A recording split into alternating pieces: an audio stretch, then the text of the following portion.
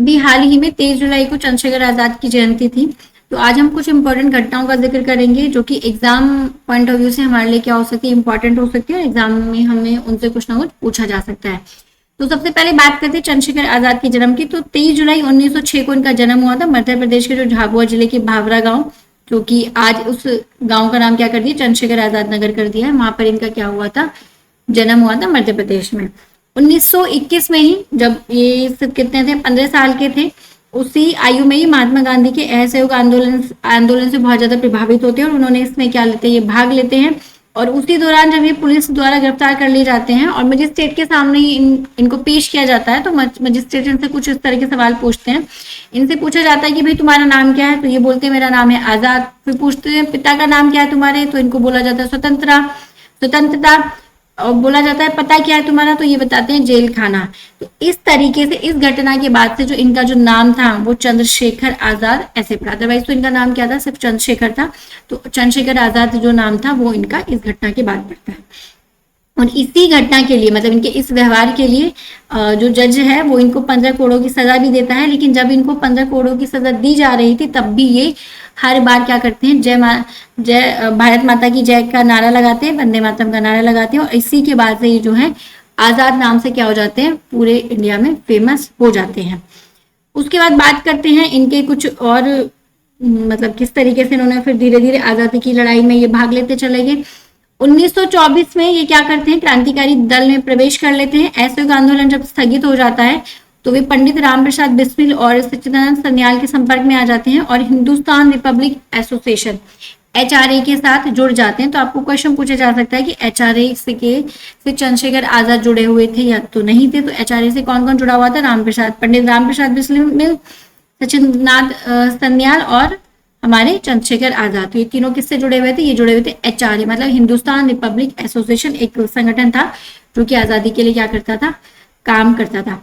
उसके बाद 9 अगस्त 1925 को ये काकोरी का जो काकोरी कांड होता है, जिसको काकोरी ट्रेन एक्शन भी, हम अब इसको काकोरी ट्रेन एक्शन बोलते हैं, पहले इसको काकोरी हत्याकांड, काकोरी कांड के नाम से भी फेमस है ये गतिविधि। तो ये क्रांतिकारी गतिविधि थी ये, जिसमें ये लोग क्या करते, धन जुटाने के लिए लखनऊ के पास एक जगह है काकोरी, वहां से एक सरकारी खजाने से भरी हुई ट्रेन आ रही थी, जिसमें जो था वो सरकार का खजाना भरा हुआ था। और ये सोचते हैं कि हम उस ट्रेन को क्या कर लेंगे, उसे लूट लेते हैं और उससे जो भी हमें धन मिलेगा उस धन को हम अपनी क्रांतिकारी गतिविधियों में इस्तेमाल करेंगे। इसलिए उस ट्रेन को ये क्या कर लेते हैं, लूट लेते हैं। और इसमें आजाद ने भी मुख्य भूमिका निभाई थी। और इस वजह से ब्रिटिश पुलिस क्या कर लेती है, वो नाकेबंदी करती है और उस नाकेबंदी को भी तोड़कर ये क्या करते हैं, उससे भागने में सफल रह जाते हैं, पुलिस के हाथ ये नहीं आते हैं। उसके बाद टाइम आता है हमारा 1928 का। 7 सितंबर 1928 को HSRA की स्थापना होती है। HSRA का है मतलब Hindustan socialist Republic association. Delhi के फिरोजशाह कोटला मैदान में भगत सिंह, सुखदेव और अन्य साथियों के साथ मिलकर जो HRA था, हिंदुस्तान रिपब्लिक एसोसिएशन, अब उसका पूरा नाम कर दे, उसको दोबारा पुनर्गठन करते हैं और उसका नाम बदल कर देते हैं HSRA, Hindustan socialist Republic association, इसका नाम रखा जाता है। और आजाद को इसका मुख्य सेनापति मतलब कमांडर और इन चीफ बना दिया जाता है।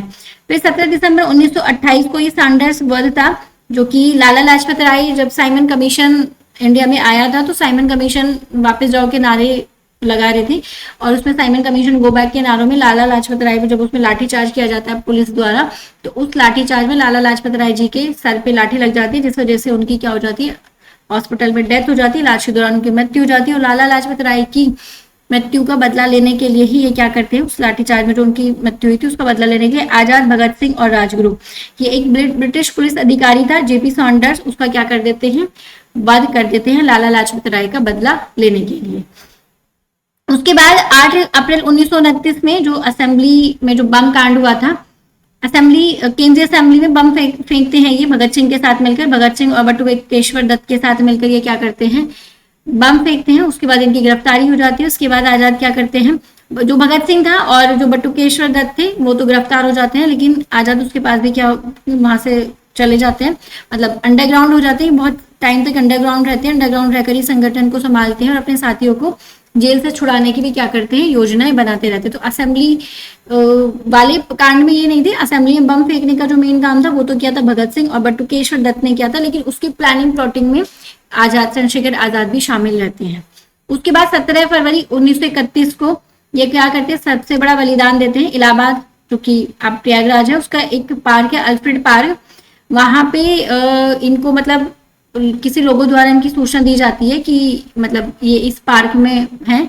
पुलिस ने क्या कर लेती है, चारों तरफ से घेर लेती है, वहां पे गोलीबारी चलती है। और जब इन्हें पता चलता है, बहुत सारे पुलिस कर्मियों का इन्होंने सामना भी किया है, वहां पे काफी मुठभेड़ भी हुई थी। उनका जो एक साथी थे सुखदेव, उनको ये वहां से सुरक्षित निकाल देते हैं। लेकिन जब वो देखते हैं कि उनकी पिस्तौल में, इनकी बंदूक में सिर्फ और सिर्फ एक ही गोली बचती है, तो ये क्या करते हैं कि इससे पहले कि अंग्रेज मुझे गिरफ्तार करें, मैं खुद से ही क्या कर लेता हूँ, अपनी ही गोली से खुद मर जाता हूँ, ताकि जो मैं जीते जी अंग्रेज मुझे क्या ना कर सके, अरेस्ट ना कर सके। और जिस तरीके से जो मेरा नाम है आजाद, कि मैं हमेशा आजाद ही रहूंगा, उस नाम को ये क्या कर देते हैं, सार्थक कर लेते हैं और अपनी खुद की ही गोली से अपनी हत्या कर लेते हैं। और ये जो नारा वो बोलते थे हमेशा कि दुश्मन की गोलियों का हम सामना करेंगे, आजाद ही हैं, आजाद ही रहेंगे, क्योंकि वो हमेशा कहते थे कि मैं आजाद था, आजाद हूं और आजाद ही रहूंगा। तो ये थे कुछ इंपॉर्टेंट घटनाक्रम किसके बारे में, चंद्रशेखर आजाद के बारे में। इनसे कुछ इंपॉर्टेंट रिलेटेड फैक्ट्स जो आपको एग्जाम के लिए क्या रखनी है, याद रखनी है। जैसे एचआरए से जुड़े हुए थे, ये एचएसआरए की स्थापना में इनका योगदान था, सॉन्डर्स वध में इनका योगदान था, उसके बाद काकोरी ट्रेन एक्शन में भी ये जुड़े हुए थे। ठीक है, अल्फ्रेड पार्क में इनकी मृत्यु होती है, ये भी याद रखना। असेंबली बम कांड के बाद ये क्या करते हैं, संगठन का जो संचालन है वो कौन करता है, चंद्रशेखर आजाद करते हैं।